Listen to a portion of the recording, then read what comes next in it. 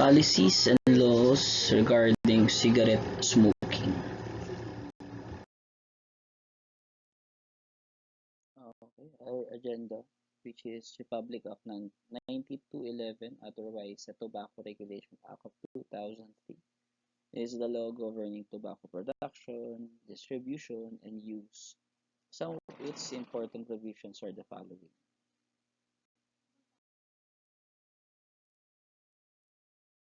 Section number 5, smoking ban in public places. Section 5, smoking ban in public places. Centers of youth activities such as police schools, preparatory schools, elementary schools, high schools, even senior high schools, colleges and universities, youth hostels, in the recreational facilities or for persons under 18. So, siyempre, bawal din sa elevators and stairways. And also, location in which fire hazards are present, including gas stations, storage areas, flammable liquids, gas, explosive, or combustible materials.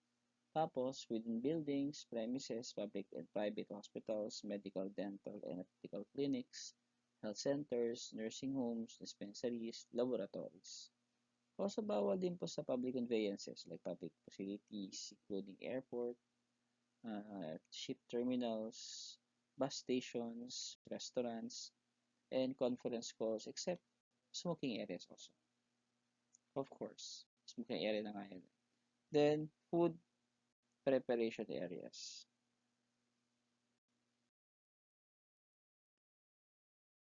Section 9, minimum age sales. Section 9, minimum age sales. So, for any retailer, tobacco products to sell or distribute products to any minor persons below 18 years of age. So, bawal din po sa any persons to purchase cigarettes or tobacco product from a minor. Bawal po magbenta yung mga minor nito. And then, for a minor to sell or buy cigarettes from any tobacco product.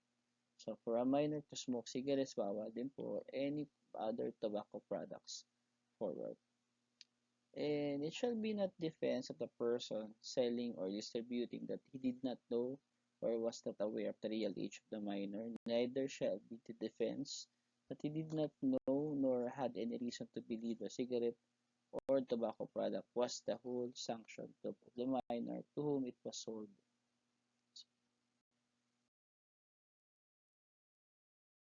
Section 10, sale of tobacco products with school perimeters. Section 10, sale of tobacco products with school perimeters. The sale or distribution of is prohibited within 100 meters from any point of the perimeter of a school, playground, or any facility frequently used by minors. Republic Act number 8749, or known as the Philippine Clean Air Act of 1999.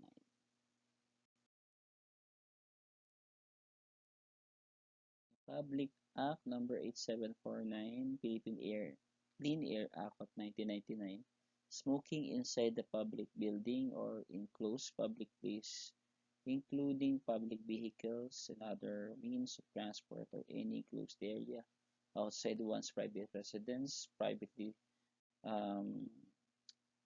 designated smoking areas, hereby prohibited under this act. These provisions will be implemented by the local government unit.